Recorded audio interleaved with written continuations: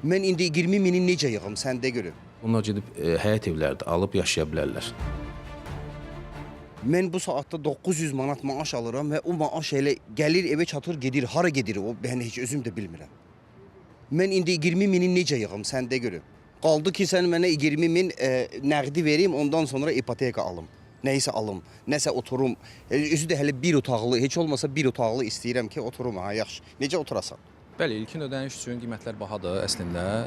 Məncə ipotekada ümumiyyətlə gənclər üçün, gənc ailələr üçün güzəştlər, yəni ipoteka sadələşdirilsə daha gözəl olar. 20-30% mən eşitmişəm ki, 20-30% ilkin ödənişlər. Bu da yəni əgər doğrudan da əgər 20-30% məsələn 150 minlik, 200 minlik ev üçün yəni kifayət qədər çox bir məbləğdir.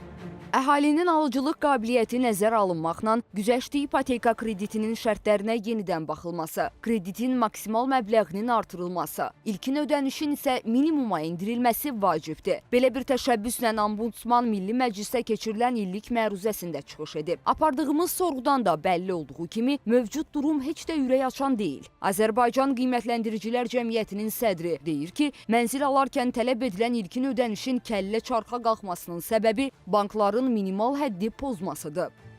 İpoteka və Kredit Zəmanət Fondunun müəyyən etdiyi müəyyən hədlər var. Həmin hədlərə görə vətəndaş 15%-dən aşağı ilkin ödəniş ödəməməlidir. Banklar isə həmin faizi minimum kimi qəbul edərək öz əlavə risklərini həmin faizin üzərinə gəlməklə ilkin ödəniş faizini müəyyən edirlər. Bu hal-hazırda 20%, 25%, bəzi hallarda 30% təşkil edir. Təbii ki, bu da vətəndaş üçün çox böyük bir məbləğdir və vətəndaş ödəyəndə gəlib 50 min, 55 min manat ödəməyə məcbur olur. Elə vətəndaşlar var ki, onların 50-55 mini olduğu halda onlar gedib həyət evlərdə alıb yaşaya bilərlər.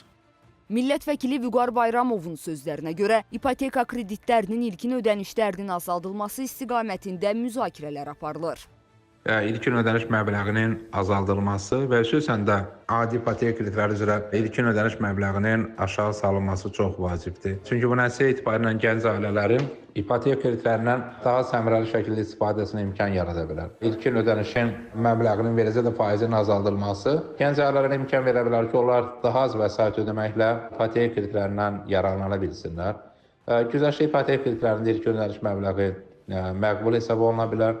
Amma adi, beləcə də kommersiya banklarının özlərinin daxili ipoteka kreditlərində ilkin ödəniş məbləği nisbətən yüksəkdir və xüsusən də kommersiya banklarının təklif etdiyi daxili ipoteka kreditlərində ilkin ödəniş məbləğinə baxılması və azaldılmasına ehtiyac var. Ümid edək ki, istər gənc, istərsə də evə ehtiyacı olan müxtəlif yaş təbəqəsi tezliklə ipoteka kreditlərinin ilkin ödənişlərinin azaldılması və sərfəli şərtlərindən yararlanaraq mənzil sahibi ola biləcəklər.